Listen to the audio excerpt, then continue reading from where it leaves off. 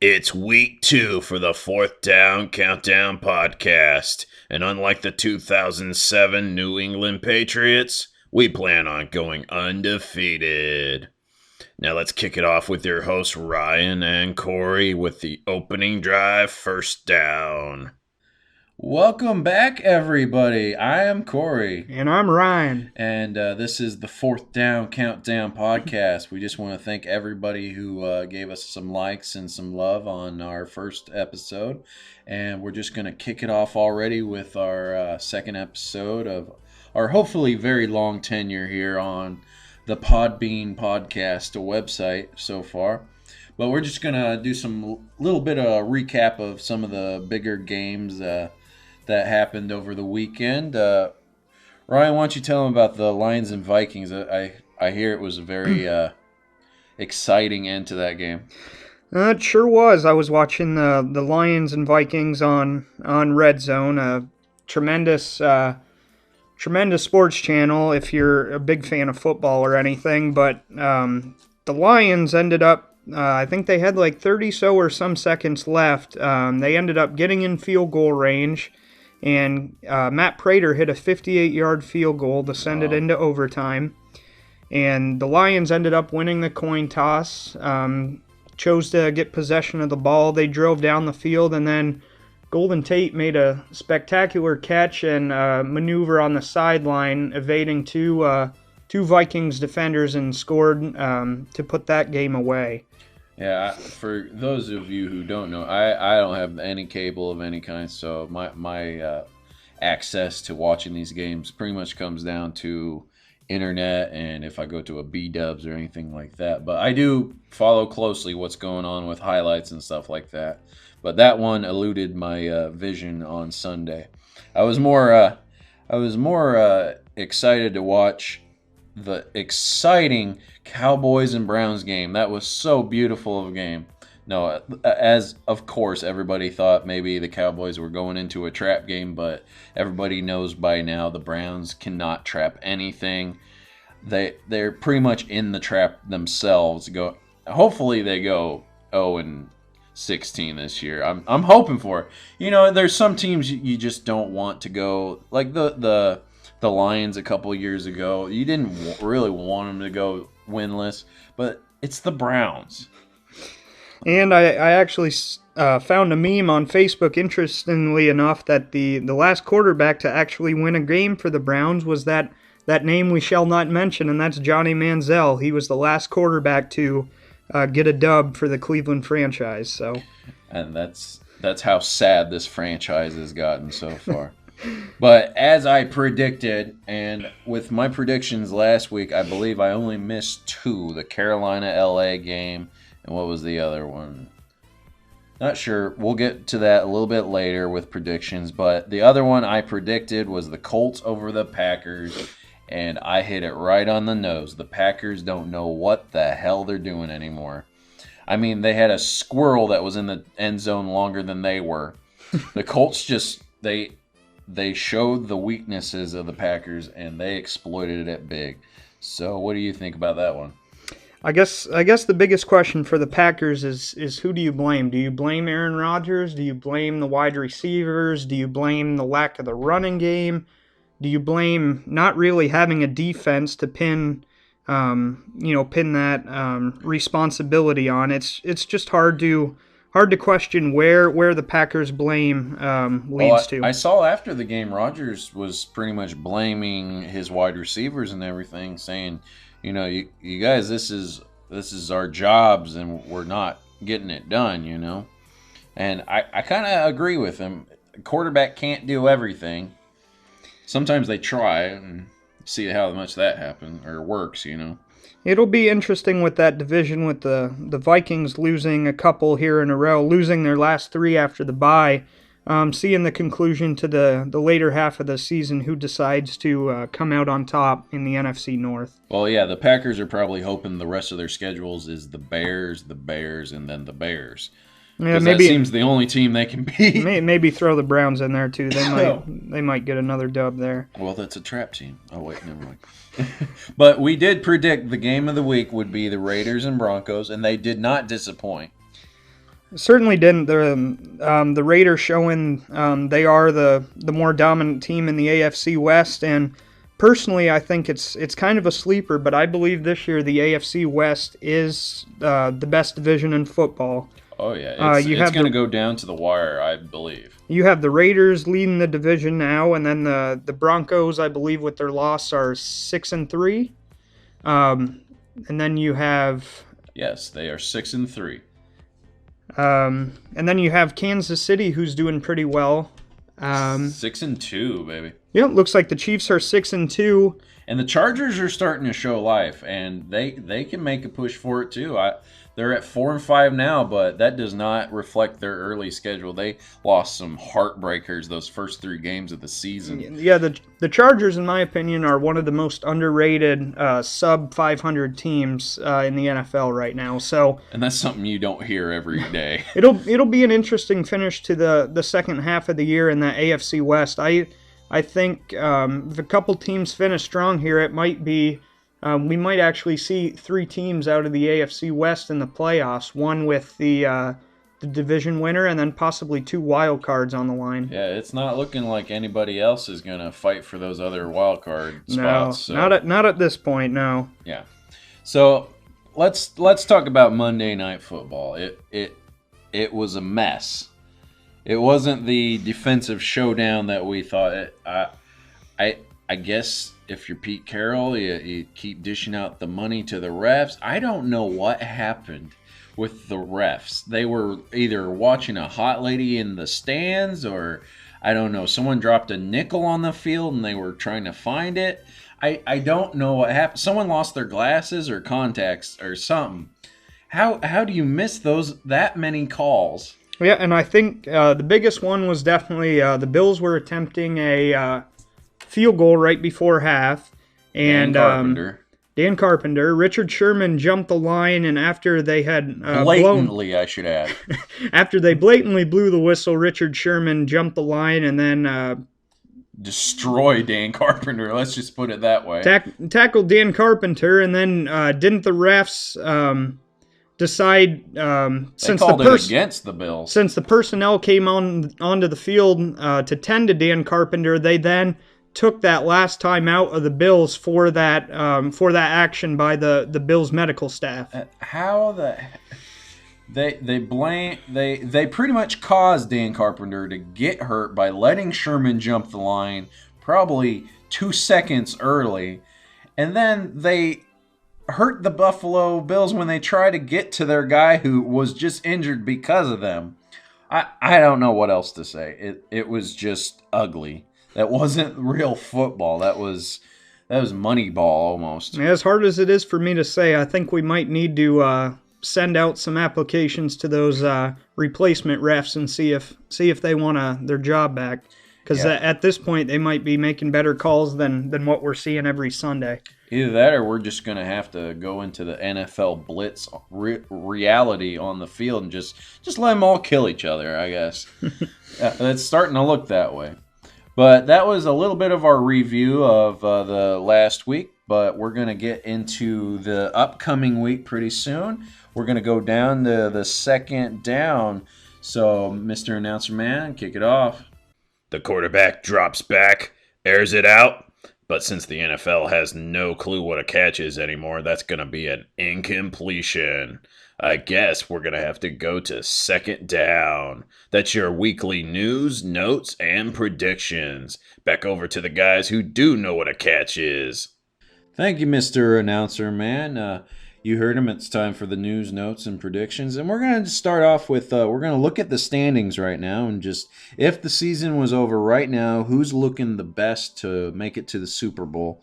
Ryan, why don't you tell them who's looking good in the AFC right now? All right, we're going to start at the 6th seed, and we'll work our way up here. It looks like if the season ended today, the Broncos would be the 6th seed. Kansas City Chiefs are sitting at number 5. The Ravens would be the 4th seed. Texans at the number 3 spot. Raiders sitting at 2, and then the Patriots at the number 1 seed. Yeah, see what we said. The West would have 3 teams in right now as it looked. And it's looking like the top teams that are on the bubble right now is the Dolphins of all teams and the Steelers right now. But right now, if the season ended right now, who do you think is looking pretty right now? I like the Raiders at 7-2. Ultimately, their defense has to play a little bit better. Their offense certainly hasn't been a problem.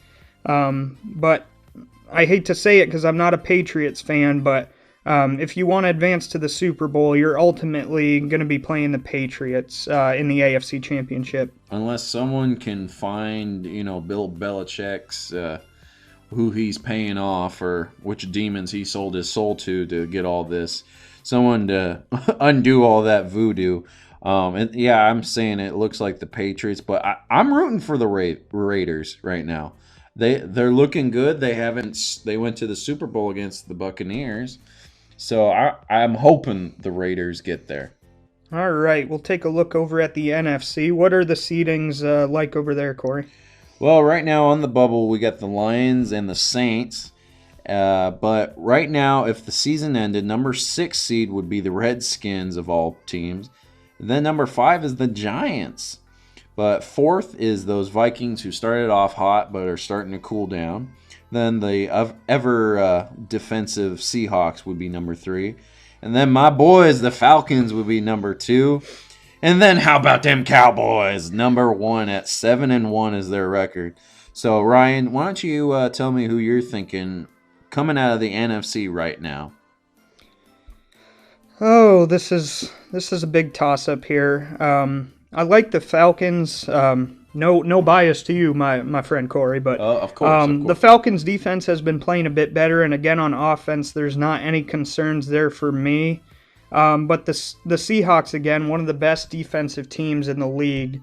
If they end up matching up at one point, you always hear defense wins championships. But it'll be an intriguing matchup if we get to see Julio against Sherman anywhere in the playoffs. I think that'll be a nice competitive match. Yeah, I bet the Falcons would love to see the Seahawks again in the playoffs and maybe turn it around from their regular season game where they didn't get the call yet again. The Seahawks getting the call go their way with that pass interference, but not that I'm biased or anything. But hey, the Cowboys are looking good. I mean, I think the only way they can drop down from here is their own success, their own Jerry Jones.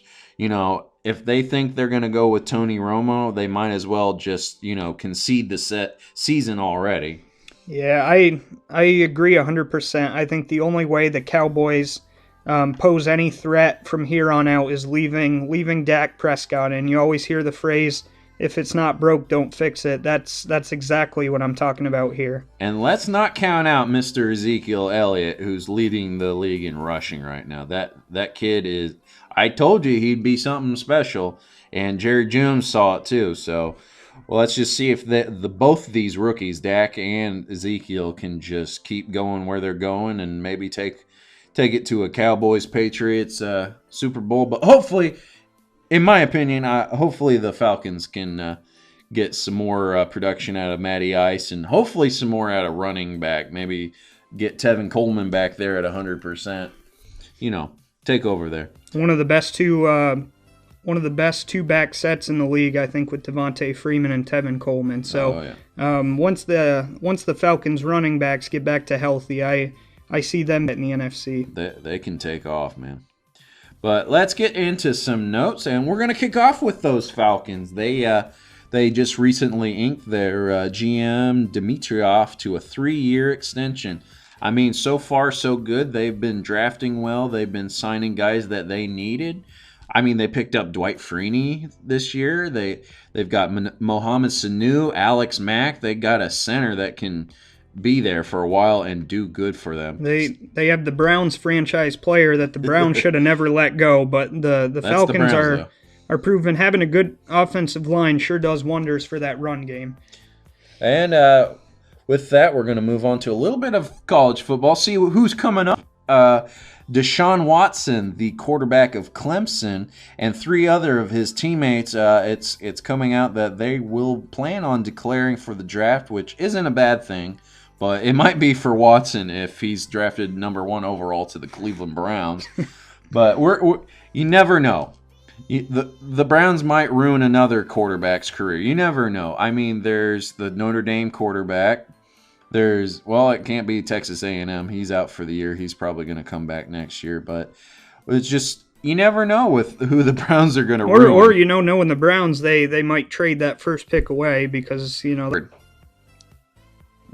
Revelant? Yeah, I was saying it right. It didn't sound right in my own head. We're going to move to the Steelers. It's looking good for their tight end, Ladarius Green. It sounds like he may come back for Week 10, which is good since Heath Miller dropped off for them. So they were hoping he would be the big producer at tight end right now, but he's been out with some concussions, some head injuries. So it's looking good for him. I hope he gets back on the field. That would be a good story for the Steelers to get another player besides Yep, and at one point during the season, they were actually questioning whether Green would retire or not due to this concussion issue. So it's happy to see as a football fan that a good, talented player is making his way back onto the field and hopefully helping the Steelers in the passing game and just see what kind of contributions he can make to the team. It's always nice for a young player to come back from injury and show that he can still do it. You never want to see any of these guys just, quit being able to do what they love to do because of an injury. Just, it's good for them to walk off the field when they're ready, not when their body says you can't do this or you're not going to live a healthy life anymore. That's just the sad part. But we're going to move on to our last item of news for the week. A little thin on news this week. The Vikings have been having some kicking calls, and it looks like they're going to stick with Blair Walsh. He's not been doing too good this year. Who could ever forget that missed kick in the playoffs last year against the Seahawks, and many Viking fans probably thought he would clear up those issues in the offseason, but sticking with him. It appears he's the best out there for kickers, at least any that the Vikings may have tried out, but it looks like they're going to stick with their man Blair Walsh. And with that, that's going to lead us into our newest segment. I know it's only week 2, but we have a new segment already, and this one is, remember the old days, some of these players would come on the field and they would have those nicknames that just stuck with you. Mean Joe Green, all those kind of names like that. And we don't have that anymore, do we? No, we certainly don't. It'd be nice to start that again. Well, I think we're going to start that. Really? Yes, we're going to start that. And each week we're going to give a player a deserving nickname. I mean, the only one that's prevalent right now is Butt Fumble. Of all names. Yep. But we're going to go with Blair Walsh. You are our nickname player of the week. And your new nickname, Mr. Walsh, is Shit Kicker. And it's deserving so. So congratulations on that. We're so proud to give you the first one. You're so deserving, Walsh. And once maybe Corey and I get a little big, we might have money to send out to our nickname of the week players, and being the first one is certainly a great honor for you. And you know what? Take it with pride. Show us wrong. We'll give you a new nickname. Hey, if you start kicking well, we'll come back and give you a new nickname. But right now, you are Mr. Shit Kicker. So that's our nickname of the week, and that concludes our news notes. And we're going to move on to predictions. You ready, Ryan? Let's do this. Where is it? Oh, you got it. All right, there we go. Our technical issues are over. We're going to start off with the Thursday night sleeper. I mean game, sorry. We got the Cleveland Browns at Baltimore. Are you picking an upset, Mr. Ryan? No, a lot of people might think this is another a trap game for Baltimore, but the way Cleveland's playing this year, I think they're probably just stalling out for that number one round pick, that first round number one overall pick. I'm sorry, yep. And I'm hands down picking Baltimore. It's just that obvious. I'm going with Baltimore as well. All right, next up we got the Kansas City Chiefs at the Panthers. All right, well, I said I had no hope in the Panthers this year, and they proved me wrong. But it was against the Rams, so that's not saying much to me. So I'm liking what Kansas City's throwing down right now, even though they're with their backup quarterback, their third backup running back. They're still getting it done. So I'm gonna go with Kansas City this week. Although I believe it was just announced a couple days ago, I think Alex Smith is going to be playing against the Panthers. Originally, I had Carolina, but I like how consistent Alex Smith is. He's very conservative, doesn't throw many picks. I'm going to go with the Chiefs over the Panthers in Carolina. All right, the next one is in an AFC South matchup. We got the Houston Texans are going to Jacksonville. Who you got? I'm going to go with the Texans. Jacksonville, again, has been one of those big disappointments this year that being a Blake Bortles fan, and everything he's done for that franchise so far, it's a bit disappointing how they're performing this season. So I'm going to go with the Texans. All right, I somewhat agree with you on Jacksonville. They're very streaky, but I was starting to see the little bits of goodness coming out of them this week. I'm going to go with Jacksonville because I'm not a fan of Osweiler. He should have never got any of that money that they threw at him. They saw one good game out of him in Denver, and they go, ooh, it's not going to work. Lamar Miller is just – hey, if the Lamar Miller from Madden, the football game, was the real Lamar Miller on the field, they'd probably be scoring 3 touchdowns rushing each week, but that's not the case. J.J. Watt is gone. There's no hope in Houston. So I'm going with Jacksonville. Yeah, of course, if Lamar Miller was running as well for the Texans as he is on Corey's Mutt team in Madden 17, the Houston Texans would be one of the top teams in the league, but that's not quite the case. Next up, we got the Broncos at the Saints. Who do you have? All right, well, I'm going to go with the Saints this week. I like what Drew Brees is throwing down, as usual. I think he can overcome Denver's defense because I think the Saints can lock down the Denver offense more than the other way around. So I see Drew Brees making this a breezy, easy game for the New Orleans Saints. I'm also going to go with the Saints. I like Drew Brees and the Saints and how they play at home. That crowd is definitely one of the best fan bases in the NFL, and they're going to give Denver havoc with play calls and they're not going to wear the paper bags over their heads anymore. No, that fan base has turned around since that Super Bowl. That's a great thing. So I'm also going to take the Saints. Denver's offense is not quite near a threat as they were last year with Peyton Manning. Trevor Siemian just There's too many of those quarterbacks going in and out of that city now. Yeah, Trevor Siemian just hands off the ball more than he throws, and even when he does throw, it's just short passes that really aren't going to make any game changers. So I'm also going to take the Saints. All right, so our next game is the Rams of now LA going into New York to take on the Jets. What do you think? I haven't been impressed with LA this year. I think if the Jets can stop Todd Gurley, they'll win that game. Well, that seems to be every team and this just year. About everybody this year has stopped Todd Gurley. So with the Jets, I believe they're first ranked in run defense. So I have them over the Rams this week. Even though they're still going with Fitzpatrick, who's starting to show a little bit of change from the beginning of the year, I'm still going with the Jets because I just don't like what LA's got. They're just too streaky, and usually when they do streak, it's one game. And I just can't see the Jets winning, the Rams winning this week in New Jersey. What do we got next? Next up in the city of brotherly love, we have the Atlanta Falcons at the Eagles. Ooh. Well, I'll give you my take on this game, Ryan. I will say that I could see Philadelphia upsetting Atlanta. I know it's another. You're like, oh, Corey, Mr. Corey, you love the home team.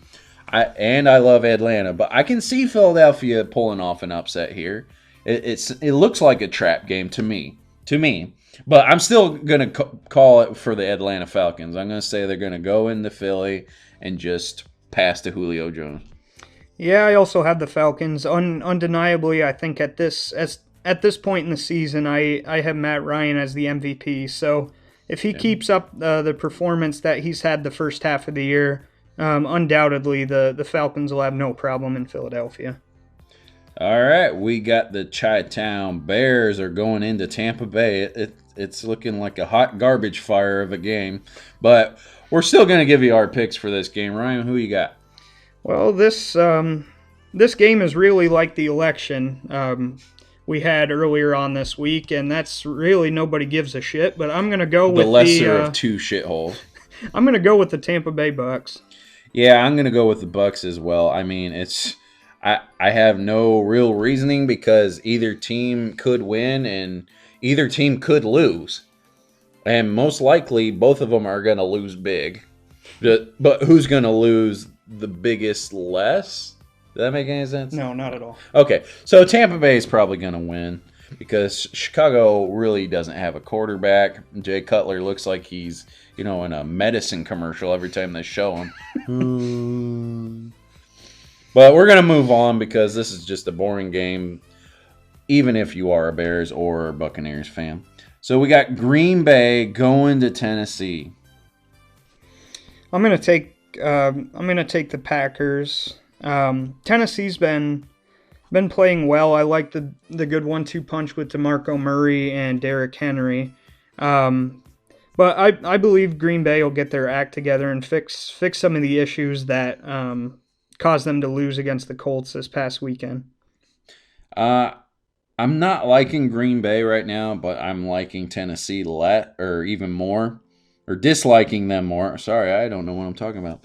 But I got Green Bay winning this. They just don't look like a complete team. Green Bay has got some major issues right now, and they need to fix those quick if they have any chance of catching up with the fading Minnesota Vikings. I think ultimately the Packers just have a little more offensive talent, and ultimately I think that's what's going to help them prevail this week. Yeah. Next up, we have the Vikings at Washington. Who are you rolling with? Well, like I said, the Vikings are fading, and I think they're still going to fade even farther. I got the Washington Redskins picking up this one this week. On the other hand, I'm going to go with the Vikings. I think after losing 3 straight and that devastating loss to Detroit, I'd like to think Minnesota will win. Maybe I'm wrong, but I'll take the Vikings this week. All right, moving on. We got Capper Neal's San Francisco 49ers are going into Arizona to take on the Cardinals. Who do you got? I'm going to take Arizona. Arizona, I think, is a pretty well-rounded team, offense and defense. And again, when you're going up against the 49ers, do we really have any competition? Yeah, I mean, it's San Francisco, but Arizona's looking almost as terrible as them, just they have a little bit more to go. They got a quarterback, and they got a couple wide receivers. San Francisco, I don't even think have that, really. But I got Arizona winning at home, so let's move on to Miami is going to San Diego. Who you got? As I said earlier in the podcast, I think San Diego is one of the top subpar 500 teams. They just never. It feels like every year they don't get enough credit where credit is due. I'm going to go with the Chargers. I have the Chargers as well. I know that Ajayi is kind of giving a jump start to the offense in Miami, but I think San Diego is that sneaky team that can just jump over Kansas City. They can take over one of those wild card spots if they can just string some wins together. But yeah, I got San Diego winning. Next up, we have the Cowboys going to Pittsburgh. All right, I think this is going to be one of the games of the week, but I got Dallas going in. We still don't know if Big Ben's going to be playing or not. If he does, it's going to be more interesting. But even with him, I think Dallas still has the tools to take down the Steelers. Yep, I agree. I'm also going to take Dallas. Ben Roethlisberger's performance against the Ravens, no disrespect to the Ravens because they are a decent defense, but Roethlisberger, even though he might have still been a bit injured, showed me no reason to pick him this week against the Cowboys. So next up, we had the Seahawks at the Patriots. Well, I'm going to call it again the Sunday night game is going to be our game of the week. We got the best defense against the best offense in a Super Bowl rematch. And I'm going to say it's going to be a repeat of that Super Bowl with New England just going to steamroll over Sherman's Seahawks. What do you think? I think New Orleans, I apologize. The Patriots are going to come out on top again. Unfortunately for Pete Carroll, he doesn't have any beast mode anymore, so even if he wanted to, he couldn't run from the 1 yard line. So when you put it in the hands of Russell Wilson, I think things are a little wishy-washy. And their running back game is still not too good. Their running back game hasn't been the same since Marshawn left, so I'm going to go with the Patriots. I think the only way they're going to win is if Marshawn jumps back on that the gurney cart and starts running down the field, running over defensemen for New England. Yeah, Pete Carroll, don't forget that Bill Belichick is the innovator of cheating at football. So don't think you can pay off the refs in this game because Bill Belichick's already got him bought. He's already got him a house and everything. But let's move on to Monday night. We got Cincinnati going to New York to play the Giants. Who you got? I'm going to go with OBJ, known as the New York Giants nowadays. When you think of the Giants, you just those three letters come to mind, OBJ, and he's just, I think, an unstoppable force when he gets into the open field, and Cincinnati doesn't have the secondary to deal with him. I got the Giants as well because of that reason. The secondary can't stop the wide receivers of the Giants. I think pretty much OBJ is the only reason Eli is still around at this point because, hey, this kid will get open. You might want to pass to him. Yeah, he might score for you. Those poor Cincinnati defenders, they can't fight themselves out of a wet paper bag. So we're both going to roll with the Giants on this one. Even though A.J. Green is a better, at this point, stat-wise, is a better receiver this year, but I wanted to give credit where credit is due. He's the only shining star on that team anymore, with Eifert hopefully getting back to form soon, but you never know. Yeah, but AJ Green's going to have a tough matchup against DRC, Dominique Rodgers-Cromartie, so he has more of a test than Odell has against the Cincinnati secondary. I agree, and that will conclude our predictions of the week. And with that, Mr. Announcer Man, we're going to throw it back to you. Why don't you tell the people what our countdown of the week is? Just like the New York Giants rushing this year, we're going backwards. Well, we're going backwards in time for this week's unsponsored, wink wink, countdown of the week. Top 10 worst draft busts of the new millennium. All right, you heard him, folks. Our countdown for this week is the worst draft bust of the new millennium. Now, Ryan, what do you think we're looking for in a player for this list? For this list, we're looking for some players that had some very promising careers coming out of college that turned into complete downward spirals of a career in the NFL. Just players that looked very promising and never really met our expectations or the expectations of the franchise that drafted them. Yeah, we are looking for the bane of existence for most GMs in the last 16 years. So we're going to give you what college they came out of, a couple of the awards that these guys brought with them to the draft, and then we're going to tell you what their abysmal careers produced in the NFL. And then we're going to just go into a little bit of discussion, and we're going to name off a couple guys that could have been taken that some GMs are still kicking themselves over that they didn't draft instead of this guy or that guy. So, Ryan, are you ready? I'm ready, Corey. Let's kick it off at number 10.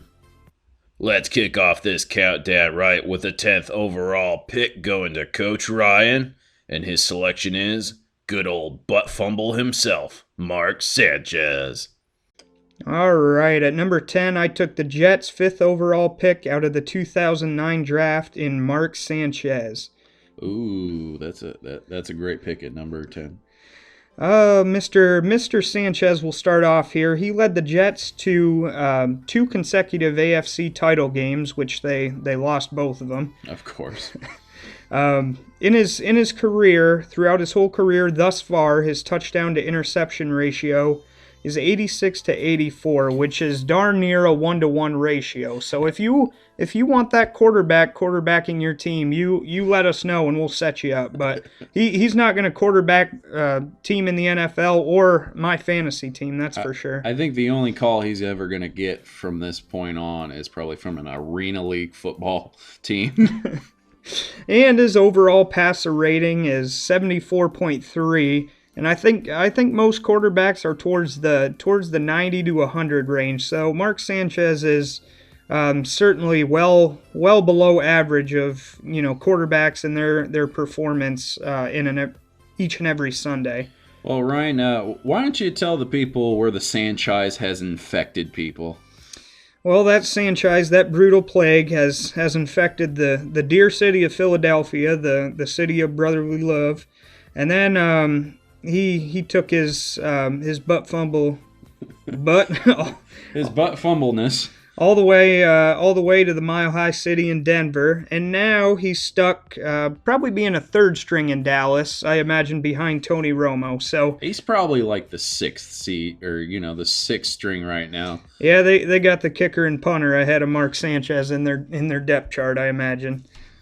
All right. Well, I think that's a great pick at number 10. He'll only be remembered as butt fumble at this point in his career. I mean, he looked promising coming out of college, out of USC, but he just never lived up to. I mean, besides butt fumble, if that never happened, he'd be known as hot dog. Getting caught eating a hot dog on the sidelines. I was hungry. And here, talking about Mark Sanchez, we'll take a look at some of the guys drafted after him that are kind of household names now. Well, I would hope so. We got the middle linebacker Brian Cushing that plays for the Texans, is arguably a franchise player for them. Oh, yeah. Good old Clay Matthews, who the Packers can't wait to get back. Oh, yeah. Brian Arakpo, I think he is with Tennessee, I believe, after a long stint with the Redskins. And then, of course, my favorite player all time in LaShawn McCoy, who's had a bit of a resurgence in Buffalo this year. Hopefully, he can keep that up. Julian Edelman, who was actually a steal, drafted in the 7th round. Oh boy. Who isn't a big deep field threat, but he'll run get the job done. He'll run a number of consistent routes, and he's a good pass catcher. And then we have two undrafted players that kind of caught our eye. One being Arian Foster, who just recently retired this year. And then Michael Bennett, the excellent end for these Seattle Seahawks. Brother of Martellus Bennett, tight end for the Patriots, if you did not know that. Oh my, I just learned something today. Did you? Oh my. So, that was fantastic at number 10. I just feel bad for the Jets. They could have got any of these great players, but they went with Mark Sanchez instead. But with that, I think it's time for number 10. I think it's my turn to draft. Coach Corey has number 9, and his selection is Jake Locker. Yes, you heard it right. It's the number 9 pick that I have chosen, not number 10. But number 9, I'm going with the 8th overall draft pick in the 2011 draft, Mr. Jake Locker, who went to the Tennessee Titans. And a lot of people, didn't see him coming out of college, at a high pick, and he did. Coming out of the Washington program, he came out with an honorable mention as an All-American. He won a couple Pac-10 awards, and he won a Holiday Bowl. Woohoo! I mean, that I'm not saying much how many bowl games there are, but I won the Trojan Condom Bowl this year, and who's gonna question me if I say that? But Jake Locker, he didn't have that many years in the league. He only played for about 4 years. Yeah, he retired after the 2014-15 season. Isn't that shocking, Ryan? Yeah, it's just disappointing again. He was such a prospect that kind of snuck up on us. Yep, snuck up on a few people, and his career, it just didn't last as long as certainly the Titans would have hoped for, and just fans out of Washington just seeing not many. I mean, if you're getting benched against a guy named Mettenberger, I mean, I wouldn't be happy to play football either. So maybe he can find a better, job down the line. He was a 4-year. He probably graduated college. So we hope the best for Mr. Locker in his young life. But I'm going to give you some stats, very abysmal stats he had in the NFL in his career. He ended his career with 4,967 passing yards, 5 rushing touchdowns. I didn't know he could rush. But he ended his final touchdown to interception ratio is 27-22. That just makes my jaw drop that he had so little. With so little time, he did so little. But we're going to get into some more players that the Tennessee Titans could have had if they did not choose Mr. Locker with their 8th overall pick that year. I hope you've heard of maybe some of these guys, Ryan. J.J. Watt? No, not familiar to me. I don't know who that is. Mr. Andy Dalton, who's still slinging it in Cincinnati. The good old Red Rocket himself. Randall Cobb in Green Bay they could have had. DeMarco Murray. Well, he's in Tennessee now, so... Well, they got their wish on that one, I guess. Yeah, but probably not in his prime anymore, of course. And, of course, who could leave this guy out? Richard Sherman. He could have been there. He could have been in Tennessee, but he's blabbering his mouth in Seattle. The mouth of the Pacific West. I love it. All right. I think that's all we got on Mr. Locker at number 9, Mr. Announcer Man. Let's do the next draft pick for Mr. Ryan. The pick is in for number 8. Coach Ryan's going with Cadillac Williams. All right. And with my 8th overall pick, I decided to choose Cadillac Williams, who was drafted by the Tampa Bay Buccaneers 5th overall in the 2005 draft. His first couple years in the league, he did all right. I believe he was above average. In October of 2007, he ended up tearing his patellar tendon. Came back in the 2008 season, had a decent season performance, and then again in December of 2008, he tore his patellar tendon again. Oh, God. I just feel bad for the guy. So Cadillac Williams is on our list, not because I'm not a fan of him, it's because he's one of those players that injuries kind of shorten his career. Certainly a running back that, minus the injuries, who would know if, he'd still be relevant today, but certainly a player that had some promise, I think. Another incomplete career, I believe, and that's a sad thing. And his next career highlight, he went to the then St. Louis Rams in 2011, backed up Steven Jackson for a year. Throughout his career, his stats aren't too staggering here. He gained 4,038 yards on the ground, 21 touchdowns total, and an average yard per carry at 3.8. Those are very disappointing numbers for a career that had such promise. Yep, coming out of Auburn, always a good school that brings out some good rushers and gritty players. The stats just unfortunately don't back up what his career could have been. Yeah, I agree with you, man. That number 8 with going with Cadillac Williams. But I think it's time to move on to a name that kind of goes along with that name at number 7, Mr. Announcer Man. Who is it? With the number 7 worst draft bust of the new millennium, Coach Corey goes with Cedric Benson. Oh boy, you heard it. Cedric Benson coming out of good old Texas University. He came out as the 4th overall pick of 2005. Just one pick before Mr. Cadillac Williams. So I guess that kind of, makes it easier to make him one pick in front of Cadillac. He had a couple pretty good years in college. It was a third-team All-Big 12. He won the Doak Walker Award and was an ESPN All-American Player of the Year. That's pretty good, if you ask me. But you didn't, so I'm going to move on.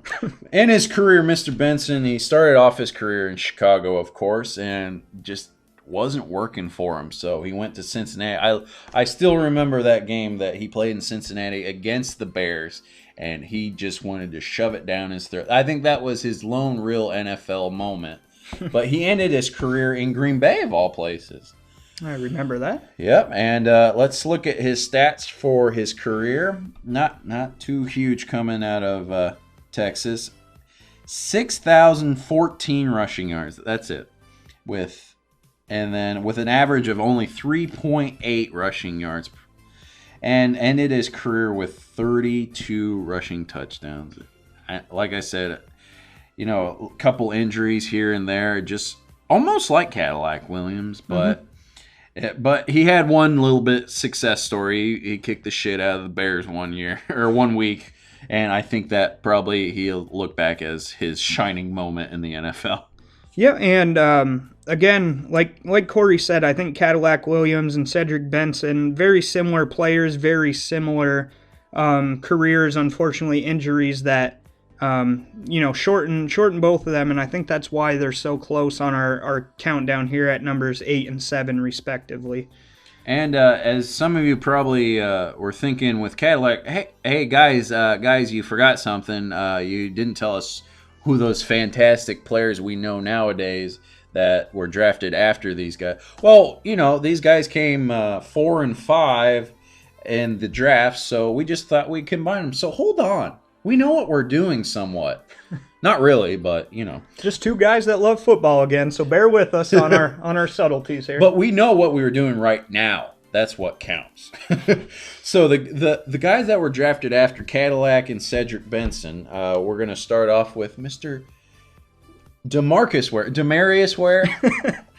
Do you want to tell that story? No, I'll let you tell that, Corey. It came out of your mouth. We're playing Mutt on Madden, and I pick up a card of says D Ware on it from Denver, and me, just kind of guessing on what the name. I don't know all the names in the league, but I said Demarius Ware, and Ryan looked at me like I had a turd in my mouth. He was losing some brain cells after I was done talking. But that's always been our little joke with DeMarcus Ware. And Mr. Shocker himself, Sean Merriman, was drafted after that. He was actually part of the trade that the Breeze and Eli Manning trade. That's right. He was the other pick that went to San Diego in that trade. So another seemed to work out okay for the Chargers. Yeah, they don't got any gold on their fingers. I think New York has a couple on their fingers. But I digress. Mr. Derek Johnson, who's a beast in Kansas City right now. Mm-hmm. Aaron Rodgers, ever heard of him? Discount double check? Oh, yeah. Oh, yeah, now I know. He's that guy from that one commercial. I remember this was the first draft I ever watched, and I remember Alex Smith going number 1 overall. Mm-hmm. And, Aaron Rodgers just sitting there, pick after pick after pick. He was the only guy that actually attended the draft that was the last one not drafted, I think, that year. And then he gets drafted by Green Bay. He's probably sitting there going, how am I going to play? that Brett Favre dude's here, but I think it worked out pretty well for him in the end. Yeah, He's sure got did. a ring on his finger as well. Another career guy for Atlanta, Roddy White, was taken after these two. Frank Gore did some fantastic work in San Francisco and before they imploded. And the last one on this list, Evan Mathis, was taken after these guys. Well, being a former Eagles fan, he was one of the mainstays of our offensive line for 4 or 5 years. So I hated to see him go to Denver, but he's certainly a good talent up front for them as well. Don't lie to the people. You have an Evan Mathis poster on your wall, don't you? You sit there and laugh. I don't know if they sell posters of offensive tackles, Corey. You never know. All right, so that will conclude the 8 and 7 total on those picks. And what's next, Mr. Ryan? You got number 6. Coach Ryan selects with the number 6 pick, Matt Leinart. All right, you heard him, folks. At number 6, I'm going to take Matt Leinart, who was drafted 10th overall in the 2006 draft out of USC. Oh, I remember that draft quite fondly. You know, those 3 names are always what is synonymous with that draft. Vince Young, Reggie Bush, and Matt Leinart. And, of course, who's going to go first? Who are the Texans going to take? They go with Mario Williams. And what a great pick he was out of all of those guys. Yeah, that seemed to pan out pretty well for the Texans organization. Mm-hmm. We're going to give you a rundown on some of Leinart's stats coming out of college that boasted him being a high-round pick in that draft. He won the Heisman Trophy in 2004, again among those names of Vince Young and Reggie Bush. Mm-hmm. He was a 2-time AP national champion at USC, a 2-time All-American, and a 2-time Quarterback of the Year. And doing some research, something else I didn't know is he actually had his jersey retired by the Trojans. Number 11 is retired I didn't know from that his as well. from his career in college. So the college and the fan base in college football certainly saw him as a good mainstay for that organization. And he didn't have his Heisman revoked like some people. We shall not say those names. Oh, even though we've said them about 2 times already in the last 2 minutes. And for Matt Leinart, I actually just wrote the teams he's been with because his stats aren't really worth noting. mentioning. There's not very many stats to talk about, so we'll just give you a rundown on the teams he's been with. He was with drafted by the Cardinals in 2006. He was with them till 2009. Then he actually went to Houston. He played with them for a year. Played with the Raiders for a year. I believe he was a backup quarterback there. I believe it was, I can't think of the name. We'll go on here. And then he actually ended his career with the Buffalo Bills. He didn't actually make the team. He was on the practice squad. Of course he was. So again, I think why he's here at the middle of our list is you see all his credentials coming out of college, being a 2-time national champion, Heisman Trophy winner. It never equivalated into even a decent NFL career. I mean, I didn't even give you the stats because they're not worth going over. Yeah, we don't want to put you to sleep even more than you probably are. I think he might have been with more teams than he threw touchdown passes. Of course, just exaggerating, but... Well, who could have the Arizona Cardinals picked instead of Mr. Leinart?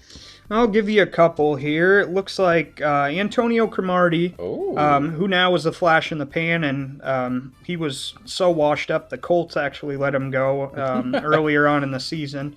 But earlier on in his career, definitely a lockdown corner. Mm-hmm. Good old Maurice Jones-Drew. Never the biggest running back by any means, but certainly an interesting player to watch, and became a fan watching week after week and just seeing the amazing talent that he was for the Jaguars backfield. And then Brent Grimes, who is he's a decent corner. I threw him into this list for Ryan because he was drafted as a Falcon. And he's now playing with the Dolphins, again a subpar secondary, but another player again that was greater on in his earlier years that is now kind of simmered into in our memories. So. Yep. All right, I think it's my turn. Let's go to number 5.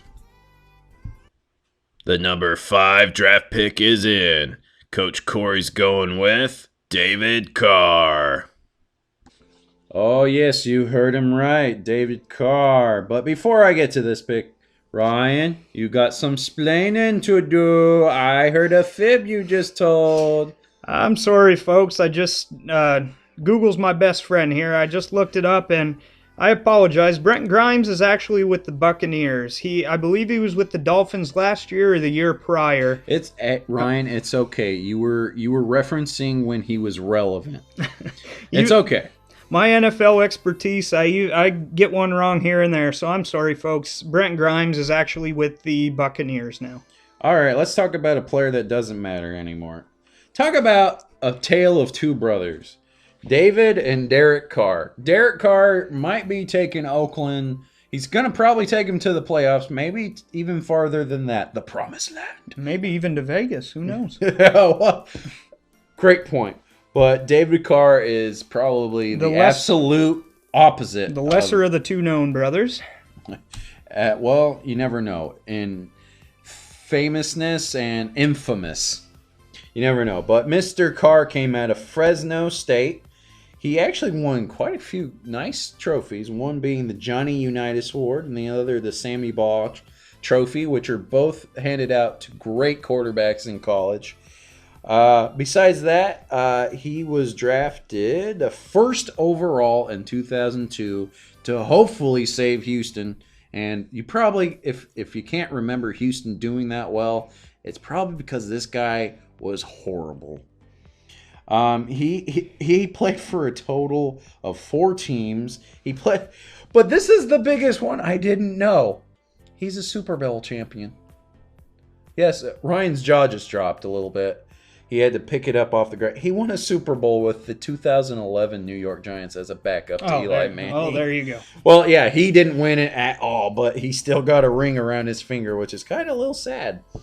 But we're going to look at his stats as he is now retired. He ended his year negative with touchdowns and interceptions. Oh Lord. 65 to 71.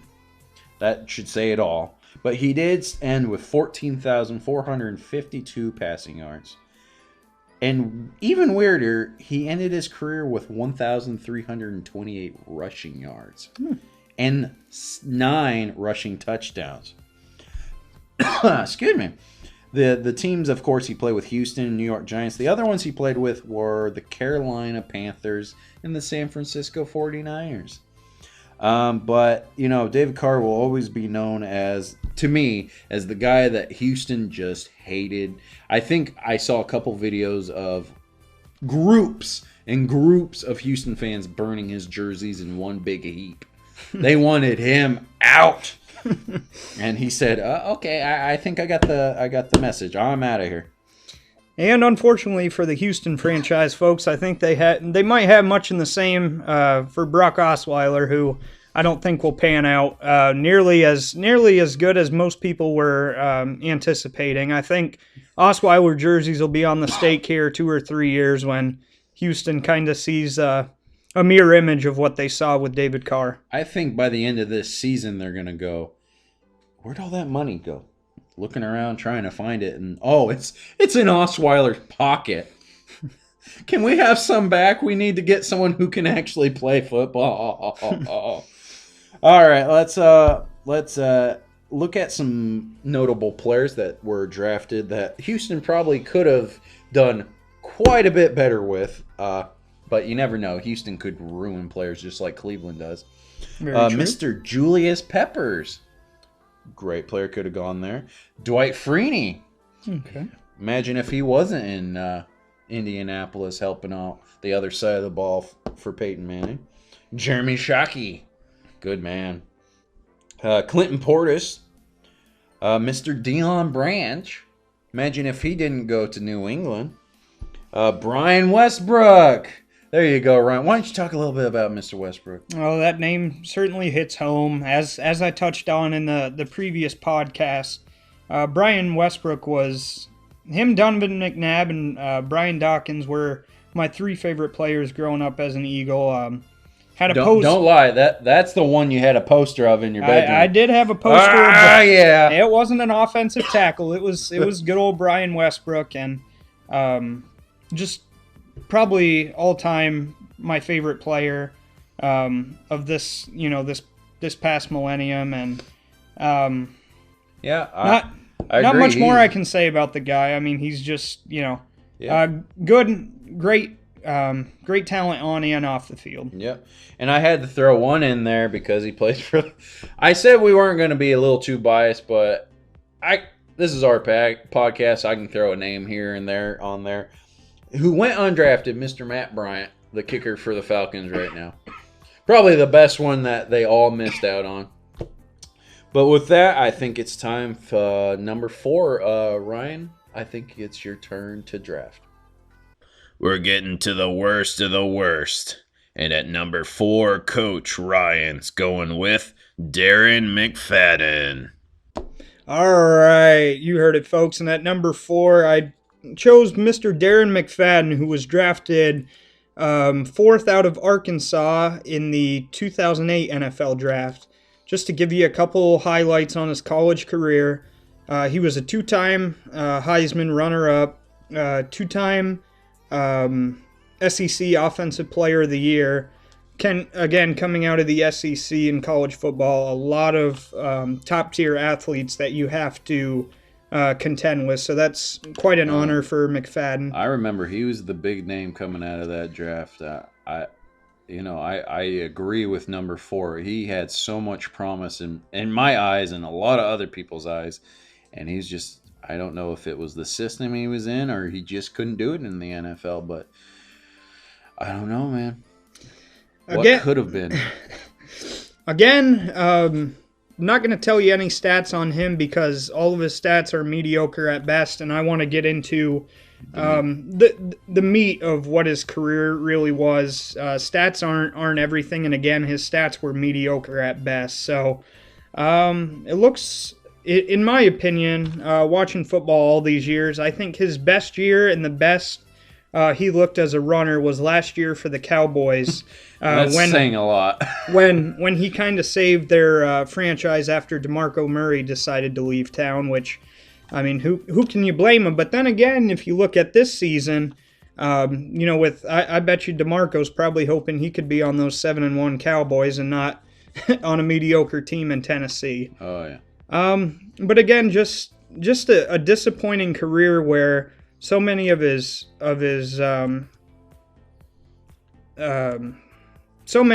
career highlights in college just never panned to NFL numbers. I believe right now he's the 3rd string in Dallas. You have Ezekiel Elliott at number 1, Alfred Morris is number 2, and then I believe Darren McFadden is on IR right now. But if he does come back, he'll probably be sitting at the number 3 spot. Yeah, in the 8 years he's been in the league, I mean, especially in Oakland, he was just, who? He's not doing much. You know, it's like a dead bug on the ground. Move. Come on. Work. Do something. Yeah, and from a fantasy... Fantasy. Yeah, not from a fanny perspective, from a fantasy perspective. That's the countdown next week. Top 10 fannies. He was always one player I would draft year after year, hoping he would turn things around, and just never seemed to be able to make a positive change for that organization. I guess that's why you did crappy in fantasy so many years. Yeah, McFadden, run. Yeah, yep. So I myself very disappointed that McFadden's career didn't turn into something more than it did. But notably, here's a couple players who Al Davis hoped he would have gotten. Whose careers are still still going strong at this point. Who we got? Looks like we have DRC, good old Dominique Rodgers-Cromartie. Again, when you think of lockdown corners, he certainly has to be up there with a couple other notable names. Aqib Talib, also among those groups. CJ2K, good old Chris Johnson, who ran for 2,000 yards back in the late 2000s. Yeah. I believe it was either 2008 or 2009. Jordy Nelson, a solid, consistent receiver for the Packers. Still pretty good, even though he had that injury last year that kept him out for the whole year. But he's slowly getting back there to his prime.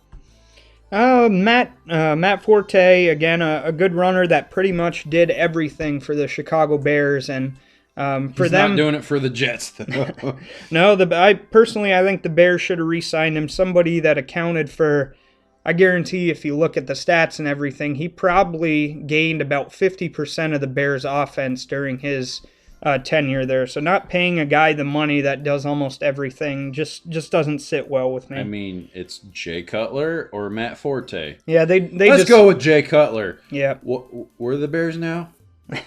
The better of the two Horrible talents, obviously. I mean, look at Jay Cutler. I mean, he is a star quarterback, damn it. I mean, he beat Kyle Orton out. And then last of all, we have Jamal Charles again. Somebody I was always a fan of. I've drafted every year in fantasy, and where's that? It's just this year. Well, he tore his ACL last year, and then he's on the IR again this year. After I drafted him early in fantasy. Yeah, I hope this isn't the end for Jamal Charles. He's still got a lot more good to do. Yeah, Spencer Ware, with all due respect, he's done well. But I'd like to see Jamal Charles get back to form. If it's not with the Chiefs, hopefully somebody else who can use a playmaker at that position. All right, Corey, we'll pass it over to you at number 3. Ooh. They're getting desperate, folks. At number 3, Coach Corey goes with Vince Young. Vinny Young at number 3. Yes, I chose Mr. Vince Young, who was a Texas Longhorn. He was the 3rd overall draft pick in the 2006 draft. I was a huge fan of Vince Young. I still remember staying up late to watch that BCS championship game against USC and him running it in to win it there at the end. That'll always stick with me. Unfortunately, he couldn't bring that pizzazz into the NFL in his couple years. Let's see, a couple awards he did win. He won the BCS national title, won the Archie Griffin Award, Manning Award, and Davey O'Brien Award, and was also a consensus All-American.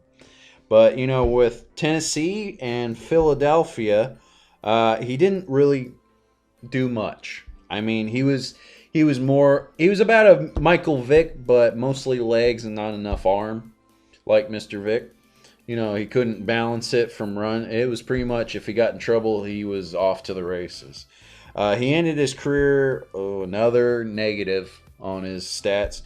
Touchdown to interception, 46-51. Oh, Vinny. And with only 1,459 passing yards. And with those little years he did have, he had 12 rushing touchdowns.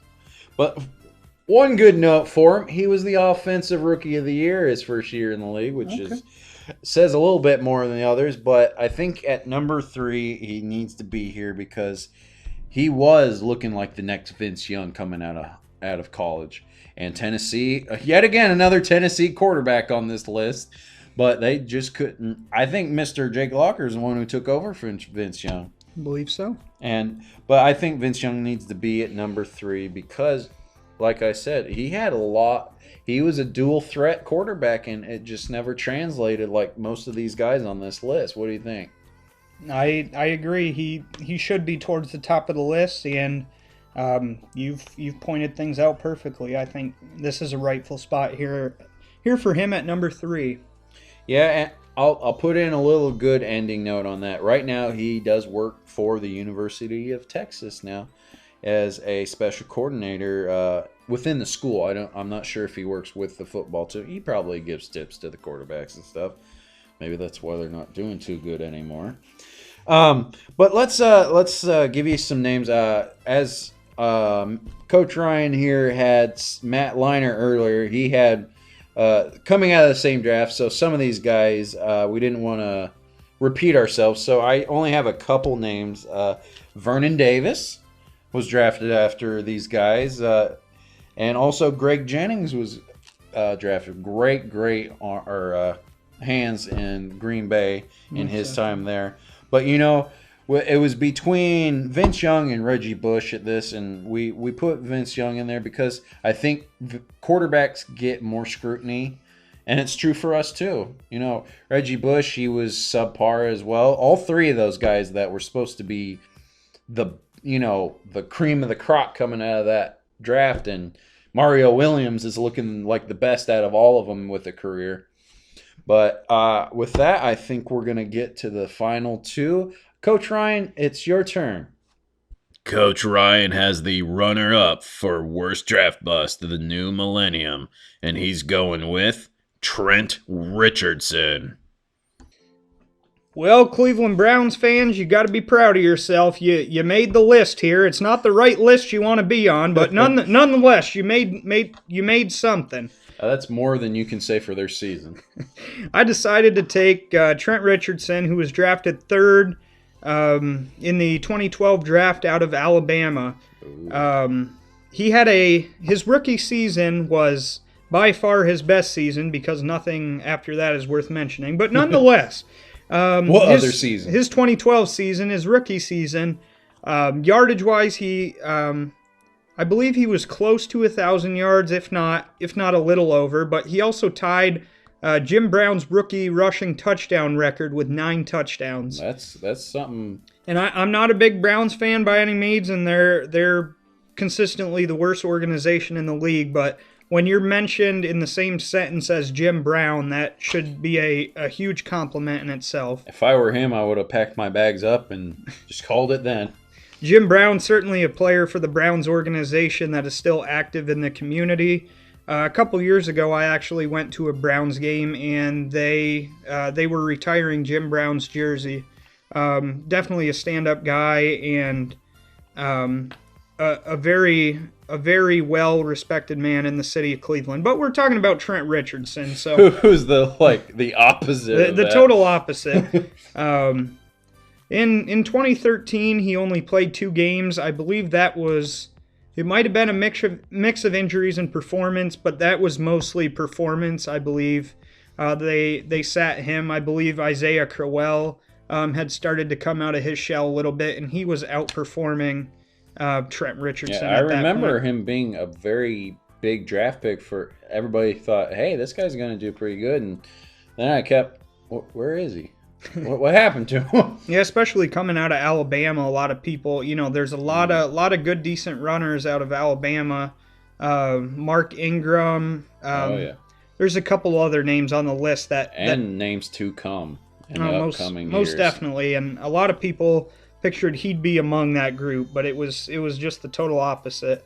He was then traded to the Colts after the 2013 season. But don't you laugh, Corey. I'm going to laugh. His first carry as a Colt was a touchdown.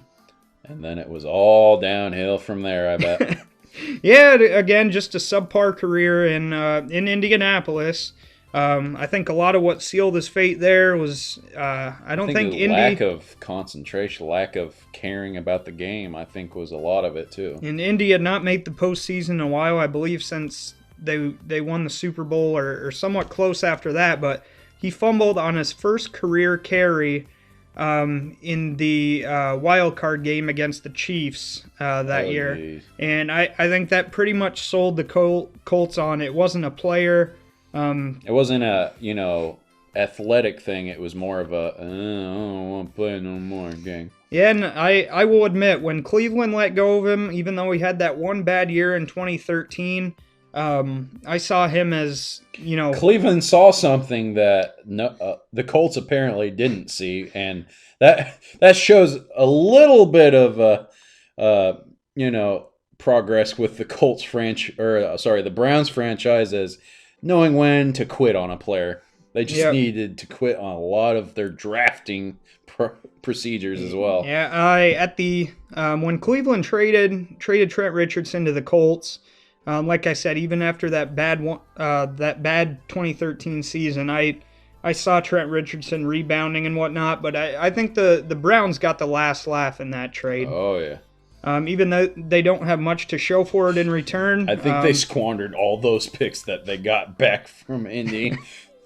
I think they got a janitor out of one of them. Yeah, I think the Browns need a need a new man in charge or a new system They need for another drafting new town. players that will become relevant for their franchises. They've drafted and wasted more first-round picks than any other team in NFL history. And let's just pray to God that 2016 might be the first time they draft someone who can help them. But you know what? I don't want to blame all these kids. It's Cleveland. There's a stigma there. The coaching's not good. The owners aren't good. You know, it's hard to succeed in such a toxic environment, don't you think? Yeah, again, as I touched on in the previous podcast, I think you're signing your death certificate when you get signed by the Browns. I don't know. It's going to just have to be a collective. The NFL is just going to have to wipe the slate clean and said, okay, let's start from zero on this franchise. Yeah, I think you need to reset the scale to zero on the Browns and rebuild that franchise, because you can only be so bad for so long, and something, I don't know what it is, but something needs to change with that organization. May I tell a joke about the Browns real quick? Is it the Cleveland Browns? No, a man talks to a genie and he goes, I got two wishes for you. And he goes, okay, my first wish is I want to live to see the Browns win a Super Bowl. The guy goes, or the genie says, okay, yeah, there you go. He goes, and the second one, I want immortality. And the genie looks at him and goes, I just granted you that. He goes, what are you talking about?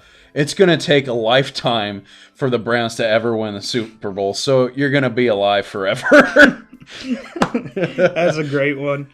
All right, who did the Browns not destroy career-wise in that draft?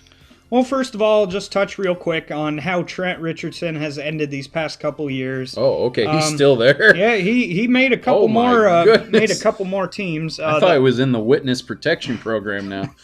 I apologize. I'm surprised he's not with the convict teams. And folks, I refer the convict teams as the NFL as, let's see, the New York Jets and the Cincinnati Bengals Cincy. Come to mind. With Pac-Man Jones and just them signing anybody that has that kind of rough history. It's almost like Dallas when they signed Greg Hardy. Yeah, about the only team that would at that point. Well, that was the only reason anyone talked about the Cowboys last year. But anyway, Trent Richardson signed with the Raiders in 2015. He was waived. I don't think he even made the opening day roster. He was a bench warmer. Yep, pretty much. And then the same thing happened in Baltimore this season. He signed with the Ravens, never even made the opening day roster, and was waived again. So Trent Richardson, I believe, rightfully deserves to be at number 2, just because he, you'll see at our list on number 1, he, I think, ranks second overall in most fans' minds. If the guy at number 1 didn't exist, Trent Richardson would be hands down number 1. He would be our number 1. Trent Richardson is hands down one of the biggest busts according to our list, in this recent last 16 years. Yeah. But let's go back to the guys that the Browns didn't ruin. Who do we got? We'll mention. We got a long list here, so I'll be going for a while. The Browns, these are franchise players that they could have gotten instead of wasting every first round pick they have every year. Let's see. Luke Kuechly, you ever heard of him? Perhaps. Okay. Stephon Gilmore. That's a pick for you. Yeah, it's a pick for me, but he's, all biasness aside, he is a good cornerback. Mm-hmm. Chandler Jones, who is with Arizona this season after getting traded from the Patriots. Again, not sure why the Patriots are trading some of their best defensive players. Chandler Jones this past offseason, and then last week, as we touched on, Jamie Collins to the Browns. Yeah, and he had such a great game. And then touching on the Patriots, also Dante Hightower was in that draft class. Harrison Smith. Oh, love me some Harrison Smith. Especially on Corey's Ultimate Team. Harrison Smith makes a lot of ball plays. Up so much. Bobby Wagner, one of the best coverage linebackers in the NFL. Russell Wilson. Yep. The Browns could have had themselves a franchise quarterback there. What they've been searching for about 20, 30 years now. T.Y. Of course, Brandon Weeden didn't make it. Oh, no. We'll tell you a story in another podcast about Brandon Weeden. Yeah, he'll come up again. Don't worry, folks. We got T.Y. Hilton, who's a big downfield threat for Andrew Luck. Josh Norman, who was a sleeper. He was in the 5th round. That was a steal for Carolina. Mm-hmm. And then, to get rid of him this past offseason.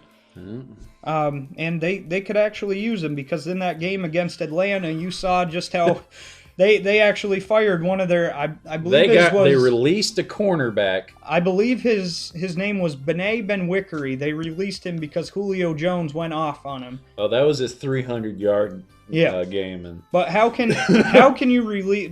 Not only you can't blame the kid alone. No, when you're going up against Julio Jones, you need some safety help. You need prayers before the game to not get burnt. And this poor Bené Benwickery, he had no chance. Dear God, make Julio twist an ankle or something. And then again, another player from the convict team, Vontaze Burfict, who has a history of being. Didn't he step on someone earlier this year? Or last year? That's just the trend. Forever, every game. Yeah, who could ever forget Ndamukong Suh's stomp on Evan Dietrich Smith? I believe it was in the Thanksgiving game a couple years ago. That was so blatant. So that was there's a history of players that like to stomp in the NFL. So, all right, Corey. Well, with number 1, we will take you to hands down. I think among us NFL fans, the name that is synonymous with NFL draft bust. Just the total definition of the word. We'll give you the rundown here at number 1. Here it is, folks. The worst draft bust of the new millennium. The biggest regret any GM has made in the last 16 years. Number 1, Coach Corey goes with Jamarcus Russell. I actually think in an ancient alien language, Russell means bust. I mean, I just have to start off with, he was the number 1 overall pick in 2007 to the Oakland Raiders. He came out of LSU. Why did they pick him? I remember, the college that year. He beat Brady Quinn and Notre Dame and I think Hawaii, some bowl for, tough acting Tanakin or something bowl. But besides that, he had no career in LSU. No one had ever heard of him. He won 1 bowl game. Al Davis got a Woody over him. And then he ruined his franchise for at least 2 or 3 years. Were you going to say something? Poor Al Davis. Rest in peace, Al Davis. I'm sorry he hated on you. Oh, yeah. So he came out of LSU. The only things he ever won was he was a first-team All-SEC. That's not saying much, but... I mean, when you have slim pickings from this guy, you got to go with what you get. And he also won a Manning Award for, I think, a top quarterback from the SEC or all of college football. But in the 2 years he was in Oakland, he did make some practice squads with other teams. Did you know that? Oh, I can believe that. I wouldn't want to believe it. Who would ever give a chance to Jamarcus Russell after the 2 years he had in Oakland? He ended with 18 touchdowns, 23 interceptions, only 4,083 passing yards in those 2 years. He's been, I heard before this year, he wrote a letter to every GM, anyone in football, to sign him. He would play for free this year just to give him a shot. You know how many people open up to that idea? Big fat zero. Not even Cleveland. Oh, not even the Browns. No. I'll be darned. They might now. I don't think they're that desperate. If they're going to get a number 1 overall draft pick. Why give a free Jamarcus Russell? But in that time, I don't even know what to say. He is such a hands down number 1 draft pick. He had hype for the between the bowl game and the draft, and that's the only time anyone talked well about him. I think even in the combine he did shitty, and they still were like, "Oh, this guy's gotta be something special." He won a bowl game against Notre Dame. Sorry, I had to get that off my chest. What do you think, Ryan? I think Al Davis might have just been gushing at maybe the fact that they thought he was the next Michael Vick. But again, like Corey... He looked more like a Dante Culpepper with that body build. But again, he rightfully sits at the number 1 spot because he is the definition of bust. Yep, he's... If you look up bust in the dictionary, it will have Jamarcus Russell right there being a synonym. Yeah, there's... I hear that often scouts have nightmares of Jamarcus Russell. They don't ever want to have their own Jamarcus Russell come out of the draft at their scouting. But let's look at the guys that I don't think Oakland ruined him. He just was already... There was nothing to ruin there, you know? Right. But the guys that Oakland could have built around...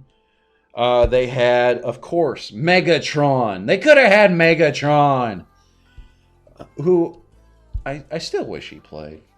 I'm still sad over that. Yep, it's depressing. AP, Adrian Peterson. They could have had AP.